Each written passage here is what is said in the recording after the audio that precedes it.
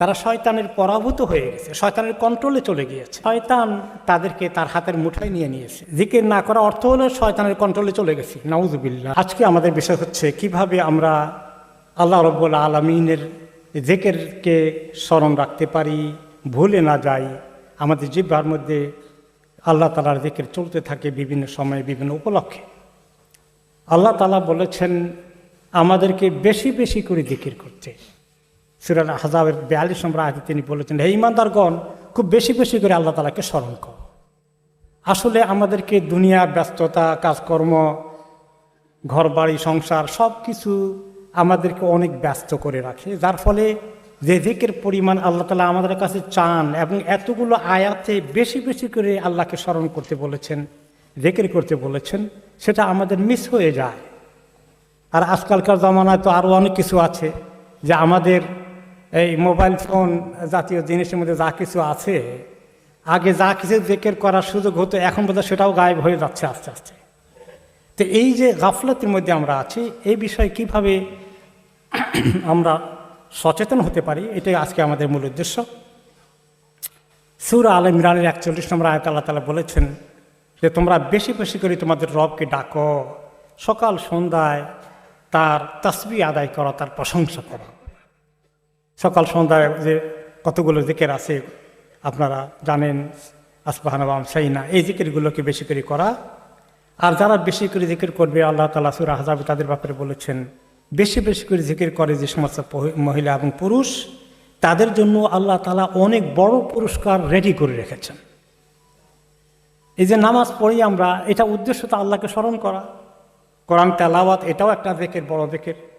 আর তাসবিহগুলো পড়ি, এগুলো সব আল্লাহ তাআলা জিকির। তাহলে নামাজের উদ্দেশ্য হচ্ছে আল্লাহ তাআলাকে ডাকা, তার স্মরণ করা, তার জিকির আদায় করা।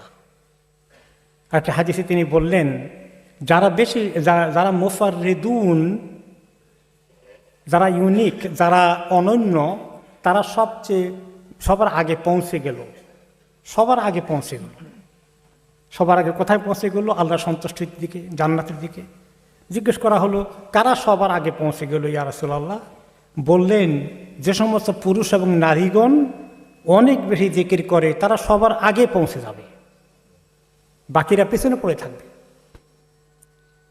আর যখন মানুষ আল্লাহ তাআলার স্মরণ থেকে বঞ্চিত থাকে, সে কথা সূরা তাহাতে আল্লাহ তাআলা বলেছেন যে যারা আমার জিকির করতে চায় না, খুব কম করে, বিমুখ হয়ে থাকে, তাদের জন্য আমি সংকীর্ণ জিন্দেগি দান করব এবং কিয়ামতের দিন তাকে আমি অন্ধ করে উঠাব।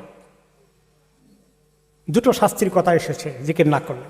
একটা হলো জীবনটা অনেক সংকীর্ণ হয়ে যাবে, জীবনটার মধ্যে এত সমস্যা তাকে বিপর্যস্ত করে ফেলবে, চোখে মুখে পথ দেখবে না, সমস্যা পরে সমস্যা, সমস্যা পরে সমস্যা, তার মনের কষ্ট দূর হবে না। কষ্ট নিয়ে বসবাস করতে হবে আল্লাহকে না ডাকার কারণে, আর কিয়ামতের দিন অন্ধ করে উঠানো হবে। এই দুটো করুণ পরিণতি, কোনটা হালকা? দুটোই কঠিন।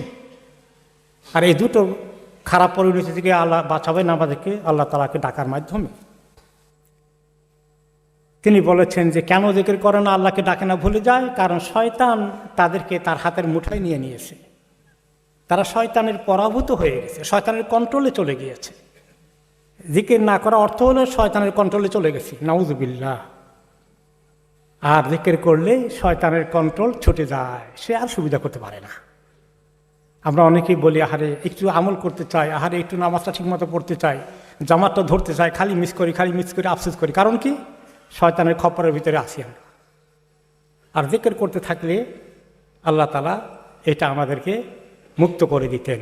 এই জিকিরের অর্থ সকাল সন্ধ্যার আজকারগুলো, শোয়ার আগেরগুলো, যখন সুযোগ হয় বিভিন্ন রকমের যে জিকিরগুলো আছে উচ্চারণ করা। এটার জন্য আধা ঘন্টা 1 ঘন্টা বসে একেবারে একটা বিশেষ কায়দায় বসে বিশেষ কায়দায় কিছু এক্সারসাইজ করতে হবে, ওই রকম কিছু না। হাঁটতে হাঁটতে, চলতে চলতে, গাড়ি ড্রাইভ করতে, আন্ডারগ্রাউন্ডে বসে আছি, সকল অবস্থায় জবানে চলুক, যেগুলো আমাদের মুখস্থ আছে চালাতে থাকি। তো আল্লাহ তাআলা বলছে যে তোমাদের এই রুজি রোজগার, টাকা পয়সার হিসাব নিকাশ, এগুলোর ধান্দা আর ছেলে মেয়ে পরিবার যদি তোমাদেরকে একেবারে ওগুলোর পিছনেই ব্যস্ত রাখে, আল্লাহকে ডাকার সময় নেই, খুব কঠিন হয়ে যাবে, খুব খারাপ হবে, এরা হবে সবচেয়ে বেশি ক্ষতিগ্রস্ত। আল্লাহর কাছে নাজাত পাওয়ার জন্য নবী করিম সাল্লাল্লাহু আলাইহি সাল্লাম বললেন যে শয়তান থেকে নিরাপত্তার একমাত্র মুক্তির উপায় হচ্ছে আল্লাহর জিকির দিয়ে নিজের জবানটাকে তাজা রাখা।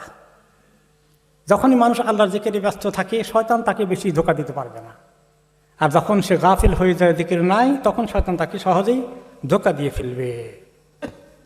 ব্যস্ততম সময়ে ব্যস্ত জায়গায় আল্লাহর জিকির করলে আল্লাহ আরও বেশি খুশি হন। একটি হাদিসে এসেছে, বা আবু সালেহ রাহমাহুল্লাহ বলেছেন, একজন বড় মাপের স্কলার, যে ব্যক্তি বাজারের মধ্যে এত ব্যস্ত, সবাই দৌড়াদৌড়ি করছে, বেচা কিনা, এক দোকান থেকে আরেক দোকানে দৌড়াদৌড়ি, এগুলোর মধ্যে ব্যস্ত আছে, ওইখানে যে ব্যক্তি আল্লাহকে ডাকে, জিকির করে, মনে হলে মুখে জিকির উচ্চারিত হয়, সেই ব্যক্তির প্রতি আল্লাহ এত খুশি হন, তার দিকে তাকিয়ে তিনি মুচকি হাসি দেন। আর যে হাদিসে তিনি বললেন, যে ব্যক্তি আল্লাহ তাআলাকে জিকির করে সচেতনভাবে, তার মনে থাকে, মিস করে না, বেশি বেশি জিকির করে, আর যে ব্যক্তি ভুলেই থাকে, আল্লাহর কথা সহজে মনে পড়ে না, দুনিয়ার সব কিছু, তার এই ফোনের মধ্যে অনেক কিছু আছে, এগুলি নিয়ে বিজি আছে, আল্লাহকে ডাকার চিন্তাও তার মাথায় আসে না। এই দুইজনের পার্থক্য হচ্ছে একজন মৃত আর একজন জিন্দা। যে ব্যক্তি আল্লাহ তাআলার জিকিরের কথা মনে পড়ে, নিজে ইস্তেগফার করলো, সুবহানাল্লাহ পড়লো, একটুখানি সকাল সন্ধ্যা জিকির এগুলো করতে থাকলো, দোয়াগুলো মুখস্থ যেগুলো আছে পড়তে থাকলো, কোরআন তেলাওয়াত করলো, ব্যস্ত না থেকে যখন বসে আছে গাড়িতে, ট্রেনে, বাসে, হাঁটছে, জবানটা তো ইউজ করা যায়, করলো, সেই ব্যক্তি হলো জিন্দা। আর যে ব্যক্তি এগুলো করলো না, সে মুর্দা। তো মুর্দা হলে তো হাঁটা চলা করে, মরে যায় নাই। তো আসল জীবন তো হলো ওই জীবন, যে জীবন আল্লাহ তাআলাকে চিনে, আল্লাহর সঙ্গে সম্পর্ক রেখে তার জবানে সেটা উচ্চারিত হয়। আর যার এগুলো নাই, সে আর মরা মানুষের কোনো পার্থক্য নাই। মরা মানুষ একটু আল্লাহ ডাকতে পারবে না, আর সুবহানাল্লাহ পড়তে পারবেন, মরে গেলে কেউ পারবেন। তাহলে সে জিন্দা থেকেও মরার মতোই থাকলো। জিকিরের ফায়দা সম্পর্কে অনেক কথা আল্লাহ তাআলা বলেছেন। আমরা অনেক কাজ করি, অনেক ব্যস্ত থাকি, অনেক সময় আমরা আল্লাহ তাআলার কথা মনেও থাকে না, খুব জরুরি সিরিয়াস কাজগুলোর মধ্যে আসি।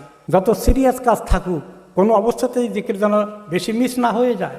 এমনকি আল্লাহ তাআলা সূরা আনফালের এই 45 নম্বর আয়াতে বলেছেন, যখন তোমরা দুশমনের মোকাবিলা জেহাদের মধ্যে আসো, লড়াই চলতেছে, ওই সময় মজবুত থাকো, আর ওই সময় বেশি করে আল্লাহর জিকির করো। সুবহানাল্লাহ, দুশমন আমাকে অ্যাটাক করতেছে, আমি দুশমনকে অ্যাটাক করতেছি, এই অবস্থাকে আল্লাহকে ভুলে যাওয়া যাবে না। তাহলে আমরা কোন উসিলে আল্লাহকে ভুলে যাব? কিভাবে আমরা চিন্তা করতে পারি যে আমরা আল্লাহ তাআলার উপরে আমাদের ইমানটা আসলে আছে? এই কথাগুলো তিনি বলেছেন, এই কথাগুলো, এই আল্লাহকে ডাকাটাই হল বড়। এবং তিনি বললেন, ওয়ালা যিকরুল্লাহি আকবার, মনে রেখো সবচেয়ে বড় কাজ হচ্ছে আল্লাহকে ডাকা। আমার চাকরি, আমার ব্যবসা, আমার দোকানদারি, আমার পরিবার, আমার কত কিছু, কত নিয়ে আমি ব্যস্ত আছি, কত বড় লিডার আমি, অনেক কিছু আছি, কিন্তু এই সবগুলোর চেয়ে সবচেয়ে বড় হচ্ছে আল্লাহকে ডাকতে পারা। যে ব্যক্তি আল্লাহকে ডাকতে পারলো না, আল্লাহর কথা মনে নাই, গাফলতের মধ্যে আছে, সেই ব্যক্তি সবচেয়ে বড় কাজটা মিস করে ফেললো। তার জীবন অবশ্যই ব্যর্থ হয়ে যাবে, তার দুনিয়া আখিরাত বরবাদ হয়ে যাবে। আল্লাহ রাব্বুল আলামিন আমাদের জবানকে আল্লাহর জিকির দ্বারা ইনশাআল্লাহ তাজা রাখুন। আল্লাহ তাআলা আমাদেরকে তৌফিক দান করুন।